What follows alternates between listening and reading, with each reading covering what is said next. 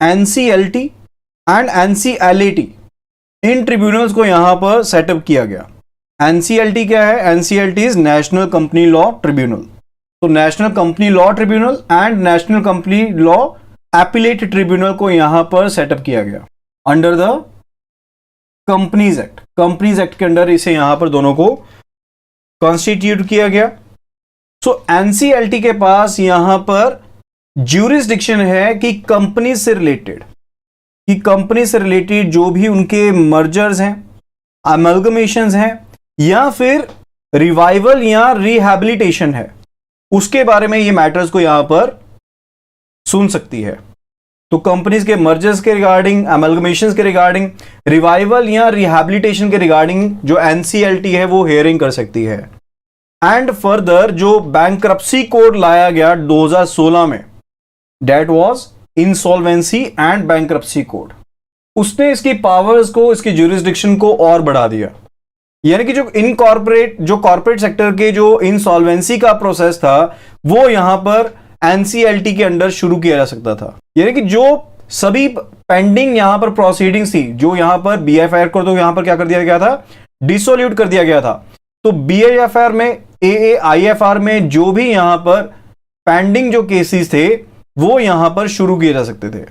सो bankruptcy code के under जो process है कॉर्पोरेट इंसॉल्वेंसी का, वो किसी क्रेडिटर के द्वारा भी शुरू किया जा सकता है, चाहे वो ऑपरेशनल क्रेडिटर है, चाहे वो फाइनेंशियल क्रेडिटर है, या फिर कंपनी खुद भी इस प्रोसेस को शुरू कर सकती है।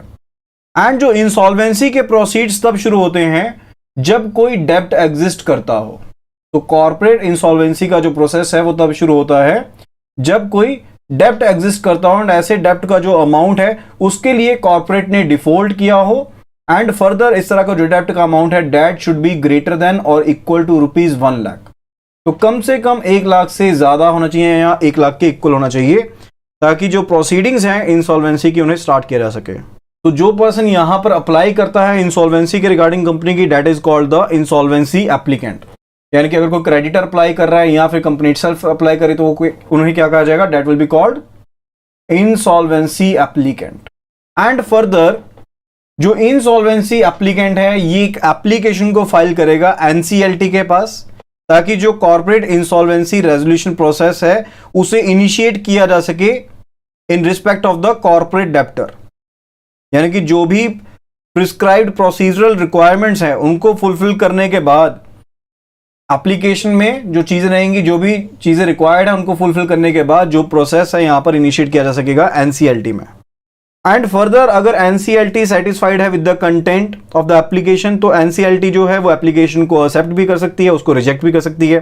एंड फर्दर अगर एप्लीकेशन एडमिटेड रहती है यानी कि एक्सेप्ट की जाती है, तो उसके रिगार्डिंग जो इंसॉल्वेंसी, जो कॉर्पोरेट इंसॉल्वेंसी रेजोल्यूशन प्रोसेस है वो इनिशिएट हो जाता है।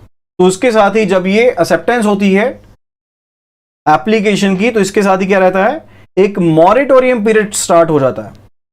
एक मॉरेटोरियम पीरियड स्टार्ट हो जाता है जिसके दौरान इस तरह के कॉर्पोरेट डेटर के अगेंस्ट, यानी कि जो कंपनी है, कॉर्पोरेट है, उसके अगेंस्ट कोई भी और लीगल प्रोसीडिंग्स जो हैं वो स्टार्ट नहीं हो पाएंगी।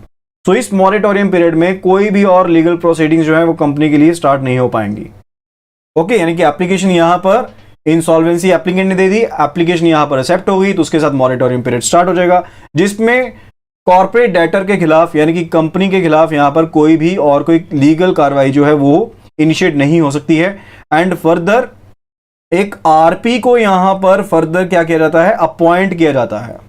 RP क्या है? This is interim resolution professional. Interim resolution professional को यहां पर अपॉइंट किया जाता है एंड एक पब्लिक अनाउंसमेंट की जाएगी ऐसी कॉर्पोरेट इंसॉल्वेंसी प्रोसेस के इनिशिएशन की। सो एक RP को यानी कि रेजोल्यूशन प्रोफेशनल को यहां पर अपॉइंट किया जाएगा एंड फर्दर एक पब्लिक अनाउंसमेंट की जाएगी रिगार्डिंग की जो कॉर्पोरेट इंसॉल्वेंसी प्रोसेस है वो इनिशिएट हो गया है। एंड ये जो RP यहां पर अपॉइंट किया जाएगा, that is interim resolution professional, यहां पर अपॉइंट किया जाएगा, उसे इंसॉल्वेंसी एंड बैंक्रप्सी कोड के साथ यहां पर अपने आप को रजिस्टर करवाना होगा। कोड के साथ नहीं, एक्चुअली इसे आईबीबीआई के पास रजिस्टर करवाना होगा। आईबीबीआई क्या है? This is insolvency and bankruptcy board of India. ठीक है, तो इसका एक एग्जामिनेशन होता है, उसको क्लियर करने के बाद इसे आईबीबीआई के पास क्या करवाना होगा? अपने आप को रजिस्टर करवाना होगा।